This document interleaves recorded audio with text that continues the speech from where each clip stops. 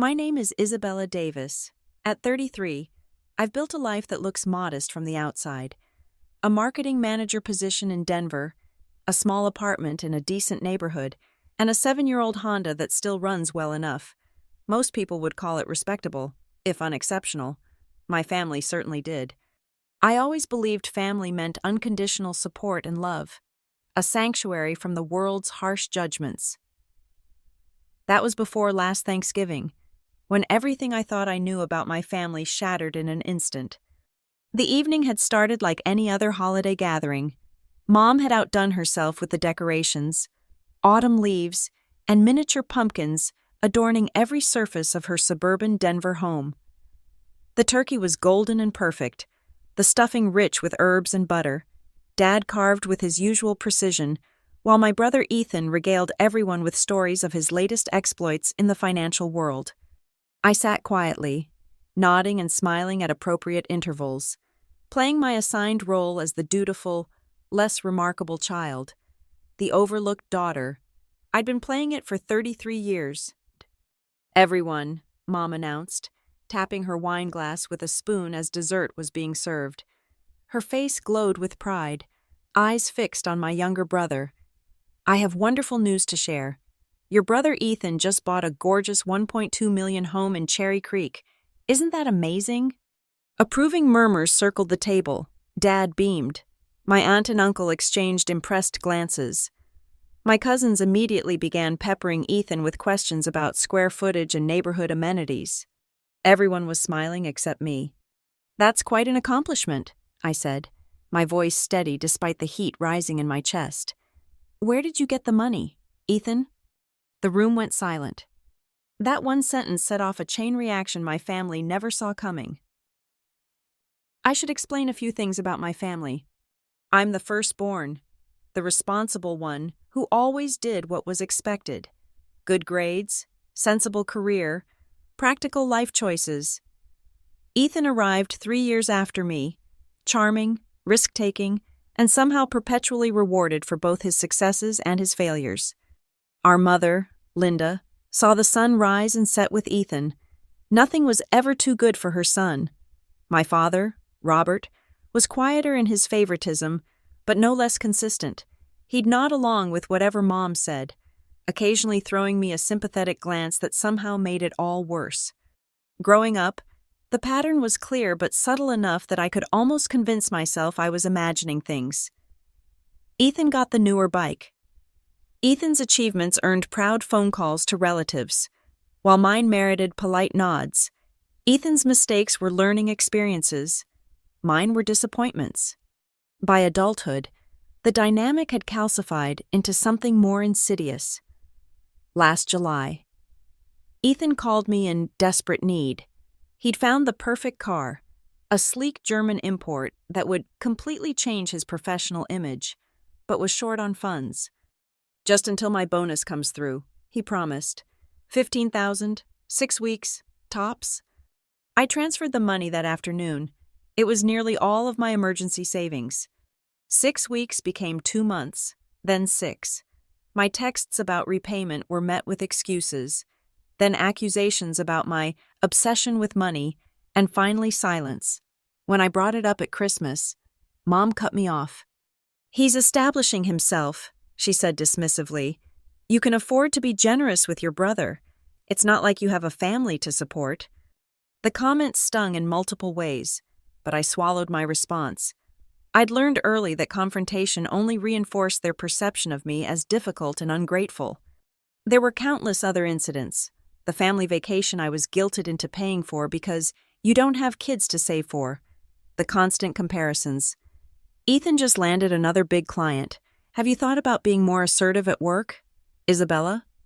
The most revealing pattern emerged after my grandmother died. She had always been kind to me, perhaps recognizing something in me that my parents couldn't see. We'd been close, spending Sunday afternoons together when I was in college, talking about books and her life growing up during more difficult times.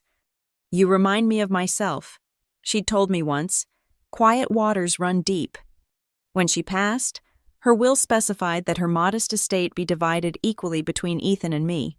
Somehow, The execution of that will became complicated.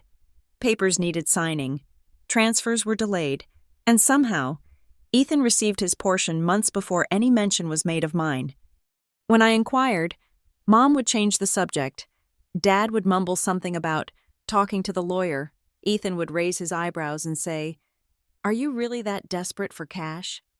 I wasn't, and that was my secret.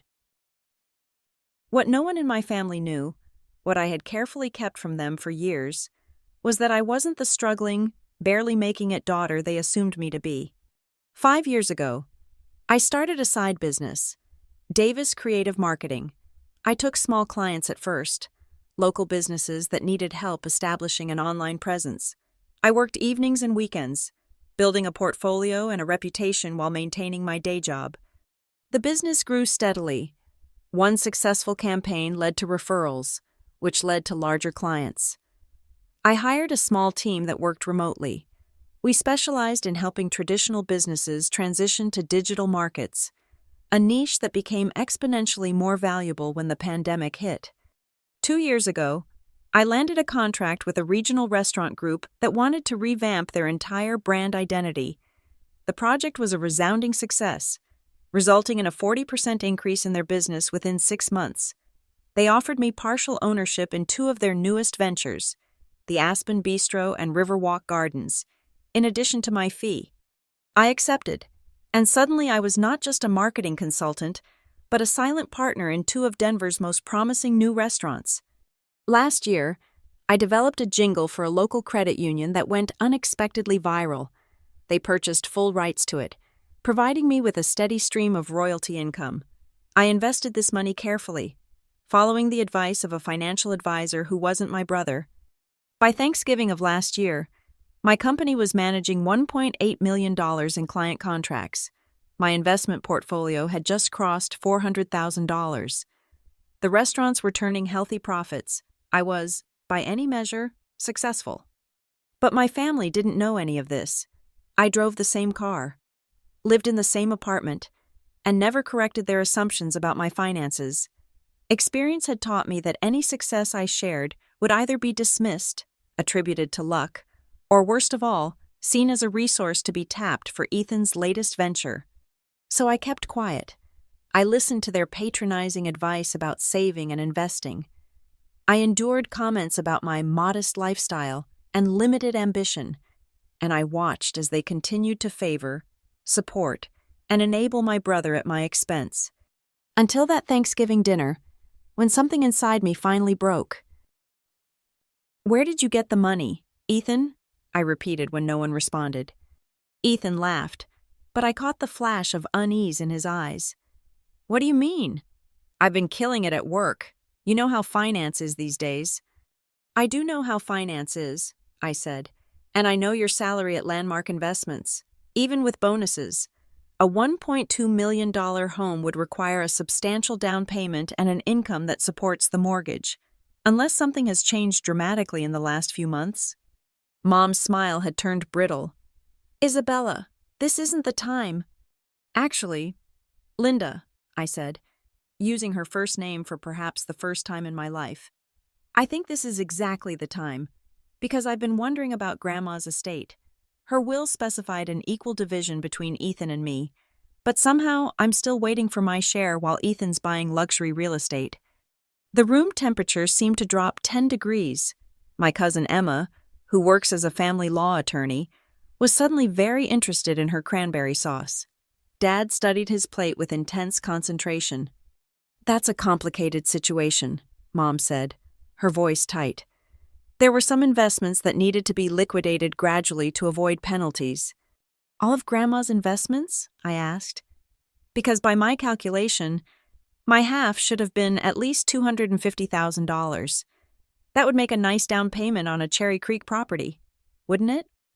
Ethan's face had turned an interesting shade of red. "Look, if you're so desperate for money—" "I'm not desperate for money," I interrupted. "I'm desperate for honesty and respect. Did you use my inheritance to buy your house, Ethan?" "Of course not," he sputtered, but his eyes slid away from mine. Mom stepped in. "Isabella, you're making a scene. Can we please discuss this privately later? This is supposed to be a celebration. Yes, I said, setting down my napkin. Ethan always deserves a celebration, doesn't he? Even when it's at my expense. I stood up, suddenly unable to spend another minute at that table. Thank you for dinner. I need some air. I walked out to my Honda in the crisp November air. My heart pounding, I sat behind the wheel for several minutes, breathing deeply, trying to process what had just happened. I had finally spoken up after years of silent acceptance, and it felt both terrifying and exhilarating. My phone buzzed with a text from Emma. You okay? For what it's worth, I think you're right about the inheritance. Call me if you want to talk. That text was the first crack in the dam. After years of careful restraint, I made a decision. No more. No more being the family doormat. No more silent acceptance of their treatment. No more protecting them from the consequences of their actions. It was time for the truth to come out, all of it. I spent the next week gathering evidence. Bank statements showing the $15,000 transfer to Ethan. Text messages discussing repayment that gradually turned hostile. Emails from the estate lawyer confirming the equal distribution specified in my grandmother's will. Financial records showing unusual transfers from my grandmother's accounts to Ethan in the months before her death. I also compiled documentation of my own success. Contracts, bank statements, investment portfolios, and ownership agreements. Not for their approval, I was long past seeking that, but to establish the truth against whatever narrative they might spin. Emma proved an unexpected ally. Over coffee the following weekend, she confirmed what I had suspected. Your grandmother's will was explicit, she said. Equal shares to both grandchildren, but after she died, your mother took control of executing the will as the designated executor. She had full access to accounts during the transition, and she diverted my share to Ethan. I finished. Emma nodded grimly.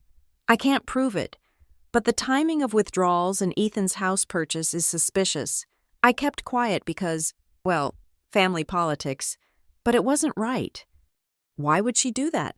I asked, though I already knew the answer. Your mother has always had a blind spot where Ethan is concerned, Emma said carefully. And there's something else you should know. Your brother is in financial trouble, serious trouble. He made some bad investments, borrowed from some questionable sources, the house, the car, the lifestyle. It's all smoke and mirrors. This wasn't entirely surprising, but the confirmation still stung. And my inheritance? Probably gone, Emma said. Used to cover his debts or tied up in the house. You could pursue legal action, but it would tear the family apart, I finished. Emma gave me a long look. Is that still your primary concern? After everything? I considered her question carefully. For my entire life, I had prioritized family harmony over my own well-being. I had swallowed insults, accepted unfairness, and made excuses for their behavior. I had made myself smaller to accommodate their narrative. No, I finally said. It's not. I learned that Ethan was hosting an engagement party at the Grand Windsor Hotel on December 1st. The news came not from my family. No one had bothered to tell me my brother was getting married, but from a casual comment by a mutual acquaintance. Your brother's party is going to be epic, she said. Everyone who's anyone in Denver finance will be there. $50,000. I heard. Your parents must be so proud. $50,000, while they were still holding my inheritance. The engagement party would be perfect. Everyone would be there. Family, friends, colleagues, social connections, all the people who had been fed the narrative of Ethan the successful and Isabella the disappointing. I made my preparations methodically. I scheduled meetings with my attorney, documenting the financial irregularities and establishing my legal position. I compiled my evidence into a clear, irrefutable presentation. I purchased a new dress, a deep blue designer piece that cost more than I would normally spend, but felt like armor for the battle ahead. I also took a precautionary step. I moved my most important assets into new accounts and updated the ownership structure of my business. If this confrontation was going to get ugly, and I had every reason to believe it would. I wanted to make sure my financial security was protected. The night before the party, I received a text from my mother. "Heard you might come tomorrow. Please don't make a scene. This is Ethan's special day." No invitation, no acknowledgement that I might be hurt at learning about my brother's engagement through the grapevine, just a warning to maintain the facade. I didn't respond. The Grand Windsor Hotel lived up to its name. Crystal chandeliers hung from coffered ceilings. Plush carpet muffled the sounds of expensive shoes. The air smelled of money, that particular blend of fine perfume, good alcohol, and absolute confidence that comes from never having to check a price tag. I arrived deliberately late, when the party would be in full swing. The ballroom was crowded with at least 100 people, all dressed in their finest, all orbiting around Ethan and his fiancée like planets around twin suns. My brother had always known how to curate an image. He stood tall in a perfectly tailored suit, one arm around a willowy blonde in a designer dress that probably cost more than most people's monthly salary. They looked like they belonged on a magazine cover. Young, beautiful, successful. My parents were nearby, accepting congratulations as if they themselves had accomplished something remarkable. My mother's dress was new and expensive. My father's watch gleamed under the chandeliers. They were playing their parts perfectly. No one noticed me at first. I moved through the crowd slowly, nodding at the few people I recognized. Some gave me curious glances. The less successful sister, so rarely seen at these events. Others looked right through me. I made my way to the bar and ordered a sparkling water. The bartender raised an eyebrow but said nothing. I needed a clear head for what was coming next. "Isabella!" My father spotted me first, genuine surprise on his face. "We didn't know if you were coming." "I wouldn't miss my brother's engagement party," I said smoothly. My mother appeared at his side, her smile not quite reaching her eyes. "That dress is unexpected. You look nice." "Thank you, Linda," I said. "You've put together quite an event."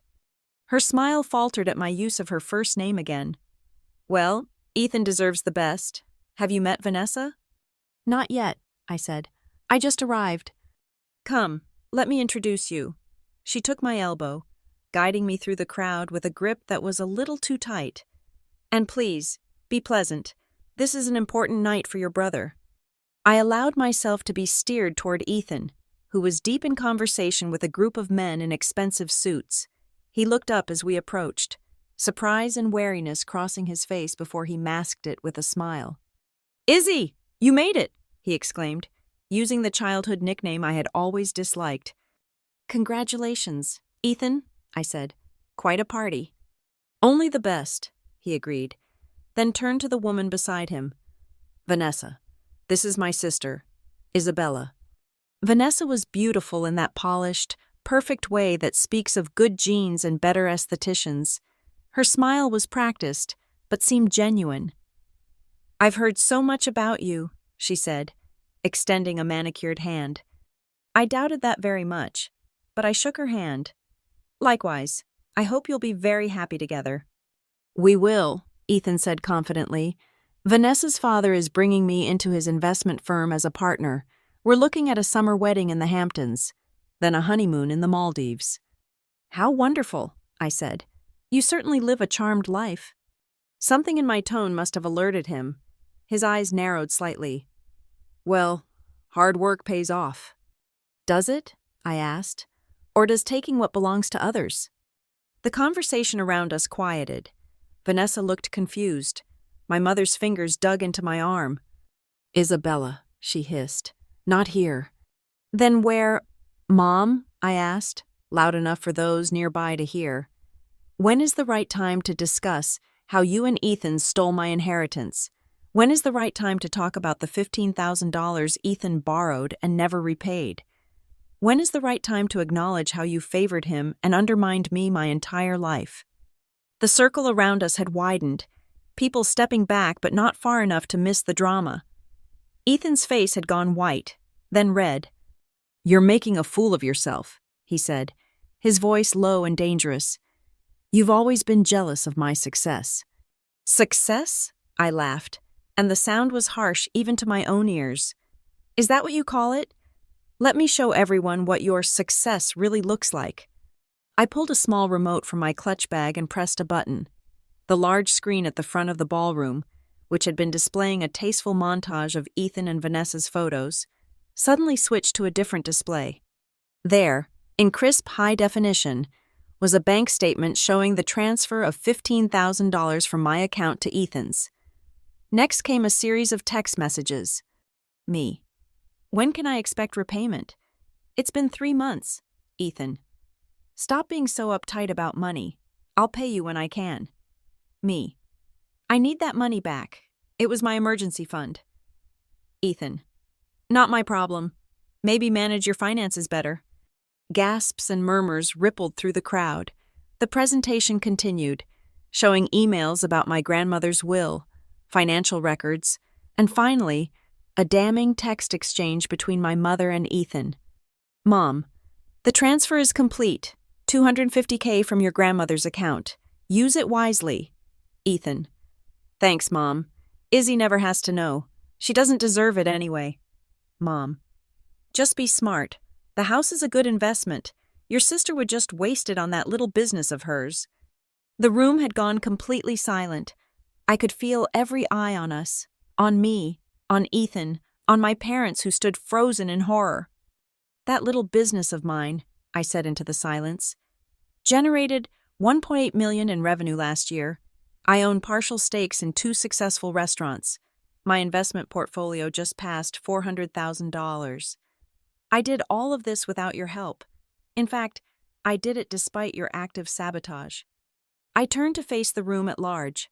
I'm not here to create a scene. I'm here for the truth. My brother and my mother stole my inheritance. They've lied to me, belittled me, and taken advantage of me for years. And I'm done letting them get away with it. I turned back to Ethan, whose face had gone ashen. I've filed a lawsuit to recover the money you stole. My lawyer will be in touch tomorrow. Vanessa had stepped away from him, staring at the screen and then at Ethan with growing horror. My father looked like he might be ill. My mother was the only one who found her voice. How dare you, she hissed. How dare you humiliate your brother like this, after everything we've done for you? What exactly have you done for me, Mom? I asked quietly. Aside from teaching me that I'll never be good enough, that my achievements don't matter, that my own family will steal from me and lie to my face? You ungrateful, she began, but I cut her off. I'm not ungrateful. I'm just finally seeing clearly, and I want everyone else to see clearly too. I addressed the silent crowd once more. I apologize for disrupting the celebration, but sometimes the truth is more important than appearances. With that, I turned and walked out of the ballroom, head high, back straight. No one tried to stop me.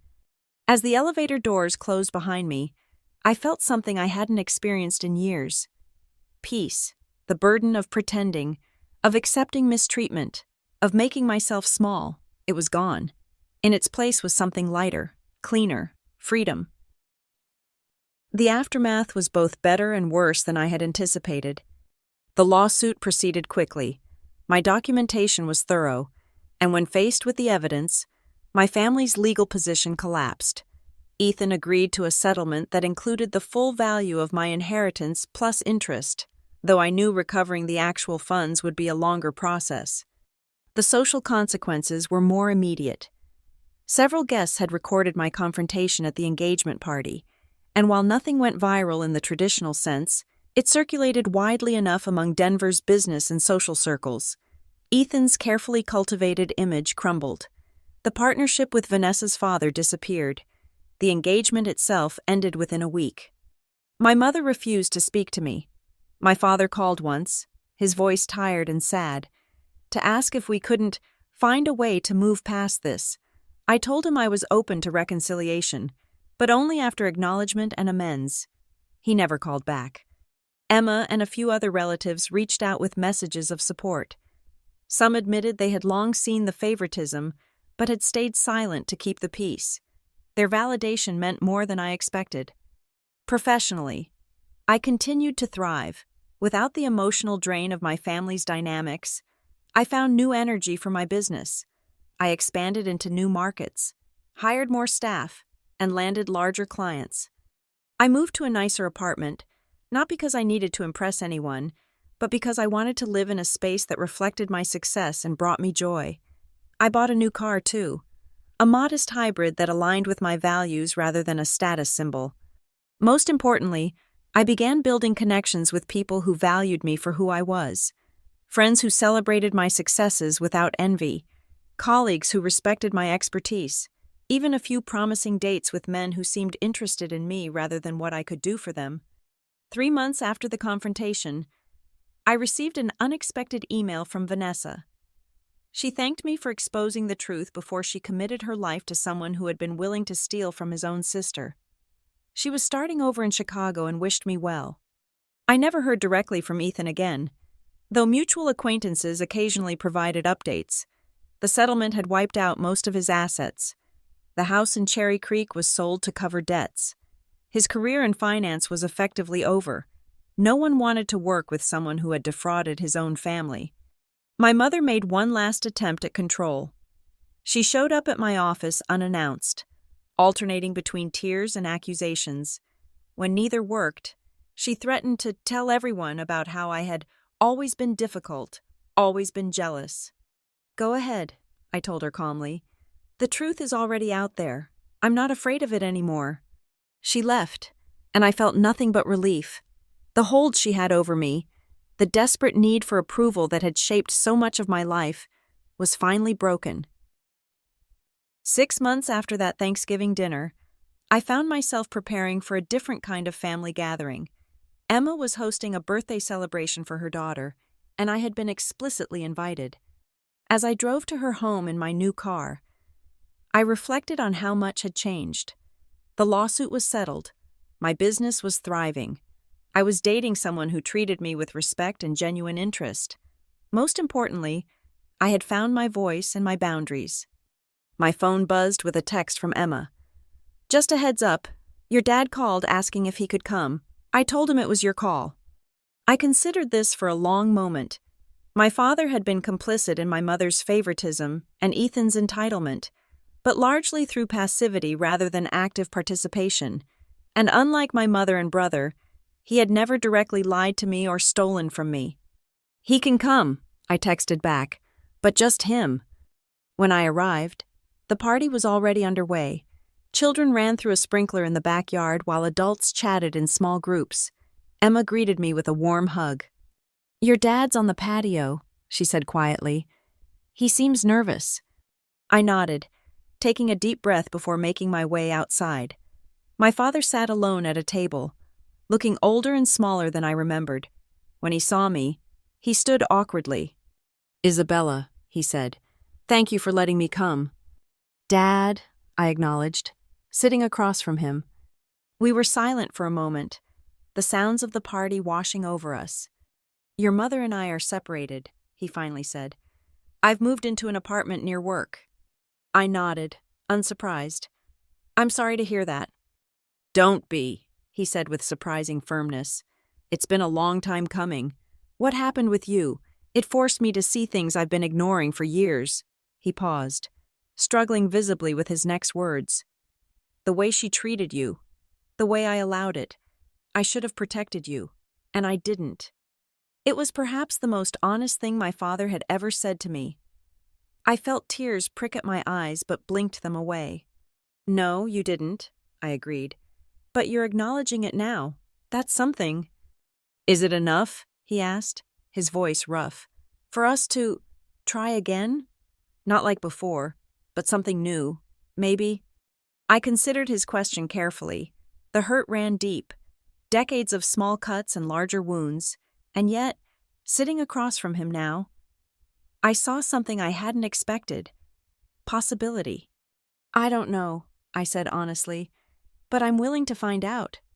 He nodded, accepting my tentative offer for what it was. Not forgiveness exactly, but an open door. A child's laughter rang out from the yard, bright and uninhibited, life continuing, evolving, creating new patterns. "Tell me about your business," my father said. I want to hear about what you've built. So I did, and he listened. Really listened. Perhaps for the first time. It wasn't a perfect ending. There was no magical reconciliation, no instant healing of old wounds. My mother remained entrenched in her narrative of my betrayal. Ethan had moved to Chicago, starting over with a humility forced upon him by circumstance rather than chosen through insight. But as I sat in Emma's backyard, sharing my story with my father, I realized something important. I didn't need a perfect ending. I had claimed my truth, set my boundaries, and found my voice. I had stopped waiting for my family's approval and started living on my own terms. That was enough. That was everything. When I raised my glass in a toast to Emma's daughter later that afternoon, surrounded by people who saw me clearly and valued me authentically, I silently toasted myself as well, to the woman I had become, to the life I had built, to the truth that had set me free, not with a dramatic confrontation or a perfect resolution, but with the quiet, powerful knowledge that I was exactly who I was meant to be, with or without my family's blessing. And in that knowledge, I had found peace.